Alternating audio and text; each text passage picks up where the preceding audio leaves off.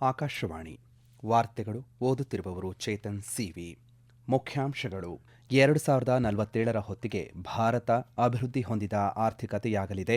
ಸ್ವಾತಂತ್ರ್ಯ ದಿನಾಚರಣೆಯ ಮುನ್ನಾ ದಿನ ರಾಷ್ಟ್ರಪತಿ ದ್ರೌಪದಿ ಮುರ್ಮು ಅಭಿಮತ. ನಾಳೆ ದೇಶದಾದ್ಯಂತ 79ನೇ ಸ್ವಾತಂತ್ರ್ಯ ದಿನಾಚರಣೆ. ದೆಹಲಿಯ ಕೆಂಪುಕೋಟೆಯಲ್ಲಿ ಪ್ರಧಾನಿ ನರೇಂದ್ರ ಮೋದಿಯವರಿಂದ ಭಾಷಣ. ವಿವಿಧ ಕ್ಷೇತ್ರಗಳ ಸಾಧಕರಿಗೆ ವಿಶೇಷ ಸನ್ಮಾನ. ದೆಹಲಿಯಲ್ಲಿ ಇಂದು ಅಂಡಮಾನ್ ನಿಕೋಬಾರ್ ದ್ವೀಪಗಳ ಬುಡಕಟ್ಟು ವಿದ್ಯಾರ್ಥಿಗಳೊಂದಿಗೆ ರಕ್ಷಣಾ ಸಚಿವ ರಾಜನಾಥ್ ಸಿಂಗ್ ಸಂವಾದ. ಆನ್ಲೈನ್ ಬೆಟ್ಟಿಂಗ್ ಪ್ರಕರಣ. ಮ್ಯೂಲ್ ಬ್ಯಾಂಕ್ ಖಾತೆಗಳಲ್ಲಿದ್ದ 110 ಕೋಟಿ ರೂಪಾಯಿ ಸ್ಥಗಿತಗೊಳಿಸಿದ ಜಾರಿ ನಿರ್ದೇಶನಾಲಯ. ವಾರ್ತೆಗಳ ವಿವರ. ಭಾರತವು 2047ರ ವೇಳೆಗೆ ಅಭಿವೃದ್ಧಿ ಹೊಂದಿದ ಆರ್ಥಿಕತೆಯಾಗುವ ಹಾದಿಯಲ್ಲಿದೆ. ಸಾಮಾಜಿಕ ವಲಯದ ಉಪಕ್ರಮಗಳಿಂದ ಪೂರಕವಾದ ಸರ್ವತೋಮುಖ ಆರ್ಥಿಕ ಬೆಳವಣಿಗೆ ಇದಕ್ಕೆ ಕಾರಣ ಎಂದು ರಾಷ್ಟ್ರಪತಿ ದ್ರೌಪದಿ ಮುರ್ಮು ಅವರು ಹೇಳಿದ್ದಾರೆ.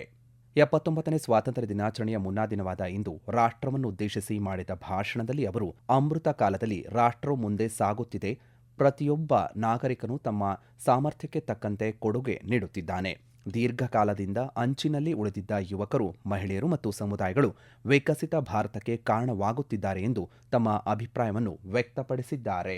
Even amid stress in the global economy, demand at home is pacing ahead. Inflation has remained under control. Exports are rising. All key indicators show the economy in the peak of health. This is as much due to carefully calibrated reforms and sagacious economic management as due to the hard work and dedication of our workers and farmers. Pahalgam ಭಯೋತ್ಪಾದಕ ದಾಳಿಯಲ್ಲಿ ಮುಗ್ಧ ನಾಗರಿಕರ ಹತ್ಯೆಯನ್ನು ಹೇಡಿತನ ಮತ್ತು ಅಮಾನವೀಯ ಕೃತ್ಯ ಎಂದು ಬಣ್ಣಿಸಿದ ರಾಷ್ಟ್ರಪತಿಯವರು, ಭಾರತವು ಆಪರೇಷನ್ ಸಿಂಧೂರ ಮೂಲಕ ನಿರ್ಣಾಯಕ ರೀತಿಯಲ್ಲಿ ಪ್ರತಿಕ್ರಿಯಿಸಿತು. ಇದು ದೇಶದ ಸಶಸ್ತ್ರ ಪಡೆಗಳು ಯಾವುದೇ ಸಂಭವನೀಯ ದಾಳಿಯನ್ನು ಎದುರಿಸಲು ಸಿದ್ಧವಾಗಿವೆ ಎಂಬುದನ್ನು ತೋರಿಸುತ್ತದೆ. ಇದು ಮಾನವೀಯತೆಯ ಹೋರಾಟದಲ್ಲಿ ಒಂದು ಉದಾಹರಣೆಯಾಗಿ ಇತಿಹಾಸದಲ್ಲಿ ಉಳಿಯುತ್ತದೆ ಎಂದು ಆಪರೇಷನ್ ಸಿಂಧೂರ ಅನ್ನು ಶ್ಲಾಘಿಸಿದರು. ಕಳೆದ ಹಣಕಾಸು ವರ್ಷದಲ್ಲಿ ಜಿಡಿಪಿ ಬೆಳವಣಿಗೆ ದರ 6.5ರಷ್ಟಿದ್ದು, ವಿಶ್ವದ ಪ್ರಮುಖ ಆರ್ಥಿಕತೆಗಳಲ್ಲಿ ಭಾರತ ವೇಗವಾಗಿ ಬೆಳೆಯುತ್ತಿರುವಂತಹ ಆರ್ಥಿಕತೆಯಾಗಿದೆ ಎಂದು ರಾಷ್ಟ್ರಪತಿಯವರು ಒತ್ತಿ ಹೇಳಿದರು. ಭಾರತಮಾಲಾ ಪರಿಯೋಜನೆಯ ಅಡಿಯಲ್ಲಿ ರಾಷ್ಟ್ರೀಯ ಹೆದ್ದಾರಿ ಜಾಲವನ್ನು ವಿಸ್ತರಣೆ ಮಾಡಲಾಗಿದೆ, ಹಾಗೆಯೇ ಬಲಪಡಿಸಲಾಗಿದೆ. ರೈಲ್ವೆಗಳು ಹೊಸತನವನ್ನು ಕಂಡುಕೊಂಡಿವೆ. ಇತ್ತೀಚಿನ ತಂತ್ರಜ್ಞಾನಗಳೊಂದಿಗೆ ಸಜ್ಜುಗೊಂಡ ಹೊಸ ರೀತಿಯ ರೈಲುಗಳು ಮತ್ತು ಕೋಚ್ಗಳನ್ನು ಪರಿಚಯಿಸಲಾಗಿದೆ. ಕಾಶ್ಮೀರ ಕಣಿವೆಯಲ್ಲಿ ರೈಲು ಸಂಪರ್ಕದ ಉದ್ಘಾಟನೆಯು ಒಂದು ಪ್ರಮುಖ ಸಾಧನೆಯಾಗಿದೆ ಎಂದು ರಾಷ್ಟ್ರಪತಿಯವರು ತಿಳಿಸಿದ್ದಾರೆ. ಕ್ಷಿಪ್ರ ನಗರೀಕರಣದ ದೃಷ್ಟಿಯಿಂದ ಮೆಟ್ರೋ ರೈಲು ಸೌಲಭ್ಯಗಳನ್ನು ವಿಸ್ತರಿಸುವುದು ಸೇರಿದಂತೆ ನಗರಗಳ ಪರಿಸ್ಥಿತಿಗಳನ್ನು ಸುಧಾರಿಸಲು ಸರ್ಕಾರ ವಿಶೇಷ ಗಮನ ಹರಿಸುತ್ತಿದೆ. ಆರೋಗ್ಯ ಕ್ಷೇತ್ರವು ಆಯುಷ್ಮಾನ್ ಭಾರತ್ ಅಡಿಯಲ್ಲಿ ವಿವಿಧ ಉಪಕ್ರಮಗಳ ಜೊತೆಗೆ ಮಾದರಿ ಬದಲಾವಣೆಗೆ ಒಳಗಾಗಿದೆ. ಸರ್ಕಾರವು 70 ವರ್ಷ ಮತ್ತು ಅದಕ್ಕಿಂತ ಹೆಚ್ಚಿನ ವಯಸ್ಸಿನ ಎಲ್ಲ ಹಿರಿಯ ನಾಗರಿಕರಿಗೆ ಅವರ ಆದಾಯವನ್ನು ಲೆಕ್ಕಿಸದೆ ಈ ಪ್ರಯೋಜನವನ್ನು ವಿಸ್ತರಿಸಿದೆ ಎಂದು ಅವರು ಹೇಳಿದರು. ಡಿಜಿಟಲ್ ಇಂಡಿಯಾ ವಿಷಯವನ್ನು ಪ್ರಸ್ತಾಪಿಸಿ, ಬಹುತೇಕ ಎಲ್ಲ ಹಳ್ಳಿಗಳು 4G ಮೊಬೈಲ್ ಸಂಪರ್ಕವನ್ನು ಹೊಂದಿವೆ. ಕೃತಕ ಬುದ್ಧಿಮತ್ತೆಯು ತಾಂತ್ರಿಕ ಪ್ರಗತಿಯ ಮುಂದಿನ ಹಂತವಾಗಿದ್ದು, ಅದು ಈಗಾಗಲೇ ಜನರ ಜೀವನದಲ್ಲಿ ಪ್ರವೇಶಿಸಿದೆ ಎಂದು ರಾಷ್ಟ್ರಪತಿಗಳು ಹೇಳಿದರು. 1905ರಲ್ಲಿ ಪ್ರಾರಂಭವಾದ ಸ್ವದೇಶಿ ಚಳವಳಿಯ ಸ್ಮರಣಾರ್ಥವಾಗಿ ದೇಶವು ಆಗಸ್ಟ್ 7ರಂದು ರಾಷ್ಟ್ರೀಯ ಕೈಮಗ್ಗ ದಿನವನ್ನು ಆಚರಣೆ ಮಾಡಿತು. ರಾಷ್ಟ್ರೀಯ ಶಿಕ್ಷಣ ನೀತಿಯು ದೂರಗಾಮಿ ಬದಲಾವಣೆಗಳನ್ನು ತಂದಿದೆ. ಉದ್ಯೋಗದ ಅವಕಾಶಗಳು ಹೆಚ್ಚುತ್ತಿವೆ ಮತ್ತು ಉದ್ಯಮಶೀಲತಾ ಆಕಾಂಕ್ಷೆಗಳನ್ನು ಹೊಂದಿರುವವರಿಗೆ ಸರ್ಕಾರವು ಅತ್ಯಂತ ಅನುಕೂಲಕರ ವ್ಯವಸ್ಥೆಯನ್ನು ಸೃಷ್ಟಿಸಿದೆ ಎಂದು ಹೇಳಿದರು. ಭಾರತದ ಬಾಹ್ಯಾಕಾಶ ಕಾರ್ಯಕ್ರಮವು ಯುವ ಮನಸ್ಸುಗಳ ಉತ್ತೇಜನ ಹಾಗೆ ಅಭಿವೃದ್ಧಿಗೆ ಸಾಕ್ಷಿಯಾಗಿದೆ. ರಾಷ್ಟ್ರೀಯ ಕ್ರೀಡಾ ನೀತಿ 2025ರಲ್ಲಿರುವಂತಹ ದೃಷ್ಟಿಕೋನದ ಅಡಿಯಲ್ಲಿ ಭಾರತವು ಜಾಗತಿಕ ಕ್ರೀಡಾ ಶಕ್ತಿ ಕೇಂದ್ರವಾಗಿ ತನ್ನನ್ನು ತಾನು ಸ್ಥಾಪಿಸಿಕೊಳ್ಳುತ್ತಿದೆ ಎಂದು ರಾಷ್ಟ್ರಪತಿಯವರು ವಿಶ್ವಾಸವನ್ನು ವ್ಯಕ್ತಪಡಿಸಿದರು. ನಾರಿ ಶಕ್ತಿ ವಂದನಾ ಅಧಿನಿಯಮದೊಂದಿಗೆ ಮಹಿಳೆಯರ ಸಬಲೀಕರಣವು ಇಂದು ವಾಸ್ತವವಾಗಿದೆ.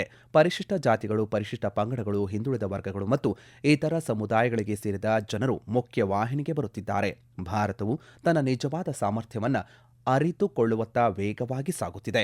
ಭಾರತವು ಪ್ರಜಾಪ್ರಭುತ್ವದ ತಾಯಿ ಎಂದು ಸರಿಯಾಗಿ ಒಪ್ಪಿಕೊಳ್ಳಲಾಗಿದೆ.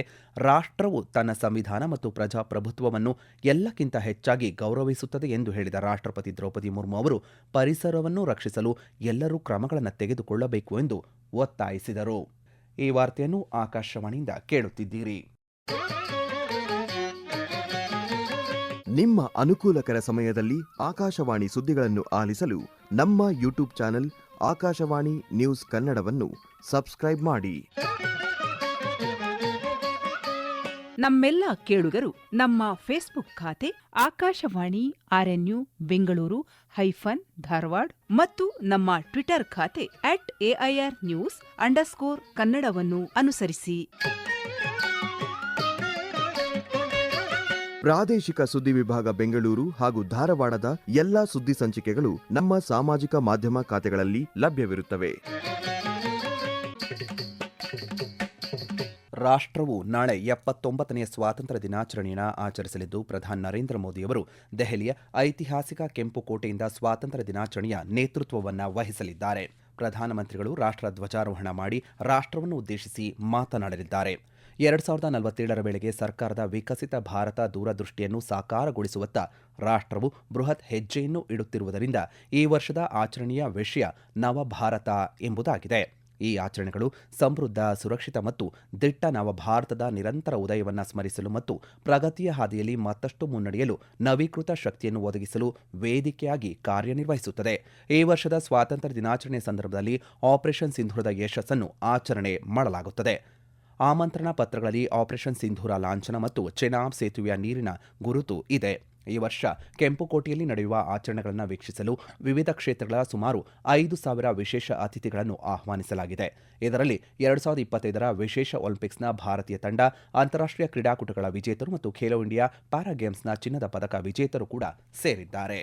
ನಾಗರಿಕರಲ್ಲಿ ದೇಶಭಕ್ತಿಯ ಉತ್ಸಾಹವನ್ನು ಉತ್ತೇಜಿಸಲು ಮತ್ತು ಆಪರೇಷನ್ ಸಿಂಧೂರ್ನ ವಿಜಯವನ್ನು ಆಚರಿಸಲು ಸ್ವಾತಂತ್ರ್ಯ ದಿನಾಚರಣೆಯ ಸಂಜೆ ಮೊದಲ ಬಾರಿಗೆ ದೇಶದಾದ್ಯಂತ ಹಲವಾರು ಬ್ಯಾಂಡ್ ಪ್ರದರ್ಶನಗಳನ್ನು ಕೂಡ ಏರ್ಪಾಡು ಮಾಡಲಾಗಿದೆ. ದೇಶದಾದ್ಯಂತ 140ಕ್ಕೂ ಹೆಚ್ಚು ಪ್ರಮುಖ ಸ್ಥಳಗಳಲ್ಲಿ ಸೇನೆ, ನೌಕಾಪಡೆ, ವಾಯುಪಡೆ, ಭಾರತೀಯ coast guard, NCC, CRPF, ITBP, CISF, SSB, BSF, IDS, RPF ಮತ್ತು ಅಸ್ಸಾಂ ರೈಫಲ್ನ ಬ್ಯಾಂಡ್ಗಳು ಪ್ರದರ್ಶನ ನೀಡಲಿವೆ. ಸ್ವಾತಂತ್ರ್ಯ ದಿನದಂದು ಸಂಪೂರ್ಣ ಭದ್ರತೆ ಖಚಿತಪಡಿಸಿಕೊಳ್ಳಲು ದೆಹಲಿಯಲ್ಲಿ ಬಿಗಿ ಬಂದೋಬಸ್ತನ್ನು ಕೈಗೊಳ್ಳಲಾಗಿದೆ. ಕಾನೂನು ಮತ್ತು ಸುವ್ಯವಸ್ಥೆಯನ್ನು ಕಾಪಾಡಿಕೊಳ್ಳಲು ಅರೆಸೇನಾ ಪಡೆಗಳು, ಕಮಾಂಡೋಗಳು ಸೇರಿದಂತೆ ಸಾವಿರಾರು ಭದ್ರತಾ ಸಿಬ್ಬಂದಿಯನ್ನು ನಿಯೋಜನೆ ಮಾಡಲಾಗಿದೆ.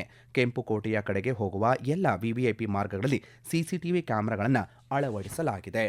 ರಾಷ್ಟ್ರೀಯ ಎಸ್ಸಿ/ಎಸ್ಟಿ ಹಬ್ ಯೋಜನೆಯಡಿ ಸರ್ಕಾರವು 100 ಫಲಾನುಭವಿಗಳು ಮತ್ತು ಅವರ ಪತ್ನಿಯರನ್ನು ನವದೆಹಲಿಯ ಕೆಂಪುಕೋಟೆಯಲ್ಲಿ ನಾಳೆ ನಡೆಯಲಿರುವಂತಹ ಸ್ವಾತಂತ್ರ್ಯ ದಿನಾಚರಣೆಗೆ ವಿಶೇಷ ಅತಿಥಿಗಳಾಗಿ ಆಹ್ವಾನಿಸಿದೆ.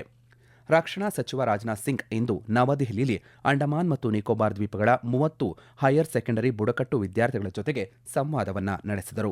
ಸಂವಾದದ ಸಮಯದಲ್ಲಿ ಅವರು ವಿದ್ಯಾರ್ಥಿಗಳು ಪ್ರತಿಯೊಂದು ಸವಾಲನ್ನು ಆತ್ಮವಿಶ್ವಾಸದಿಂದ ಮತ್ತು ಭಯವಿಲ್ಲದೆ ಎದುರಿಸುವಂತೆ ಮತ್ತು ಭಾರತವನ್ನು ಅತ್ಯಂತ ಶಕ್ತಿಶಾಲಿ ರಾಷ್ಟ್ರಗಳಲ್ಲಿ ಒಂದನ್ನಾಗಿ ಮಾಡಲು ಕೊಡುಗೆ ನೀಡಲು ಪ್ರೇರೇಪಿಸಿದರು. ಅಂಡಮಾನ್ ಮತ್ತು ನಿಕೋಬಾರ್ ಕಮಾಂಡ್ ಆಯೋಜನೆ ಮಾಡಿರುವಂತಹ ಈ ಸಂವಾದವು ದ್ವೀಪದಿಂದ ದೆಹಲಿಗೆ ಕಾರ್ಯಕ್ರಮದ ಅಡಿಯಲ್ಲಿ 7 ದಿನಗಳ ಪ್ರವಾಸವಾಗಿದೆ. ವಿದ್ಯಾರ್ಥಿಗಳು ನಾಳೆ ಕೆಂಪುಕೋಟೆಯಲ್ಲಿ ಸ್ವಾತಂತ್ರ್ಯ ದಿನಾಚರಣೆಯನ್ನು ವೀಕ್ಷಿಸಲಿದ್ದಾರೆ. ರಕ್ಷಣಾ ಸಿಬ್ಬಂದಿ ಮುಖ್ಯಸ್ಥ ಜನರಲ್ ಅನಿಲ್ ಚೌಹಾಣ್ ಮತ್ತು ಸಮಗ್ರ ರಕ್ಷಣಾ ಸಿಬ್ಬಂದಿ ಮುಖ್ಯಸ್ಥ ಏರ್ ಮಾರ್ಷಲ್ ಆಶುತೋಷ್ ದೀಕ್ಷಿತ್ ಈ ಸಂದರ್ಭದಲ್ಲಿ ಉಪಸ್ಥಿತರಿದ್ದರು. ಸೈಪ್ರಸ್ ಮೂಲದ ಅಕ್ರಮ ಆನ್ಲೈನ್ ಬೆಟ್ಟಿಂಗ್ ವೇದಿಕೆಯ ವಿರುದ್ಧ ಬಹು ನಗರಗಳಲ್ಲಿ ನಡೆಸಲಾದಂತಹ ಕಾರ್ಯಾಚರಣೆಯಲ್ಲಿ 3,000 ಕೋಟಿ ರೂಪಾಯಿ ವಂಚನೆಯ ಭಾಗವಾಗಿ ಮ್ಯೂಲ್ ಬ್ಯಾಂಕ್ ಖಾತೆಗಳಲ್ಲಿ ಇರಿಸಲಾಗಿದ್ದಂತಹ 110 ಕೋಟಿ ರೂಪಾಯಿಗಳನ್ನು ಇಡಿ ಸ್ಥಗಿತಗೊಳಿಸಿದೆ ಎಂದು ಅಧಿಕಾರಿಯೊಬ್ಬರು ಮಾಹಿತಿ ನೀಡಿದ್ದಾರೆ.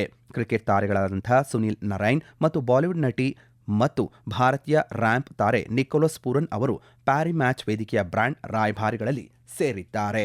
ಮುಂಬೈನ ಸೈಬರ್ ಪೊಲೀಸ್ ಠಾಣೆಯು PariMatch.com ವಿರುದ್ಧ ದಾಖಲಿಸಿದ ಎಫ್ಐಆರ್ ಆಧಾರದ ಮೇಲೆ ಜಾರಿ ನಿರ್ದೇಶನಾಲಯ ತನಿಖೆಯನ್ನು ಪ್ರಾರಂಭಿಸಿತು.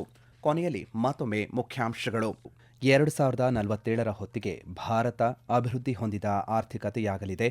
ಸ್ವಾತಂತ್ರ್ಯ ದಿನಾಚರಣೆಯ ಮುನ್ನಾ ದಿನ ರಾಷ್ಟ್ರಪತಿ ದ್ರೌಪದಿ ಮುರ್ಮು ಅಭಿಮತ. ನಾಳೆ ದೇಶದಾದ್ಯಂತ 79ನೇ ಸ್ವಾತಂತ್ರ್ಯ ದಿನಾಚರಣೆ. ದೆಹಲಿಯ ಕೆಂಪುಕೋಟೆಯಲ್ಲಿ ಪ್ರಧಾನಿ ನರೇಂದ್ರ ಮೋದಿಯವರಿಂದ ಭಾಷಣ. ವಿವಿಧ ಕ್ಷೇತ್ರಗಳ ಸಾಧಕರಿಗೆ ವಿಶೇಷ ಸನ್ಮಾನ. ದೆಹಲಿಯಲ್ಲಿ ಇಂದು ಅಂಡಮಾನ್ ನಿಕೋಬಾರ್ ದ್ವೀಪಗಳ ಬುಡಕಟ್ಟು ವಿದ್ಯಾರ್ಥಿಗಳೊಂದಿಗೆ ರಕ್ಷಣಾ ಸಚಿವ ರಾಜನಾಥ್ ಸಿಂಗ್ ಸಂವಾದ. ಆನ್ಲೈನ್ ಬೆಟ್ಟಿಂಗ್ ಪ್ರಕರಣ. ಮ್ಯೂಲ್ ಬ್ಯಾಂಕ್ ಖಾತೆಗಳಲ್ಲಿದ್ದ 110 ಕೋಟಿ ರೂಪಾಯಿ ಸ್ಥಗಿತಗೊಳಿಸಿದ ಜಾರಿ ನಿರ್ದೇಶನಾಲಯ. ಇಲ್ಲಿಗೆ ವಾರ್ತಾ ಪ್ರಸಾರ ಮುಕ್ತಾಯವಾಯಿತು. ನಮ್ಮ ಮುಂದಿನ ವಾರ್ತಾ ಪ್ರಸಾರ ನಾಳೆ ಬೆಳಗ್ಗೆ 6:45 ನಿಮಿಷಕ್ಕೆ.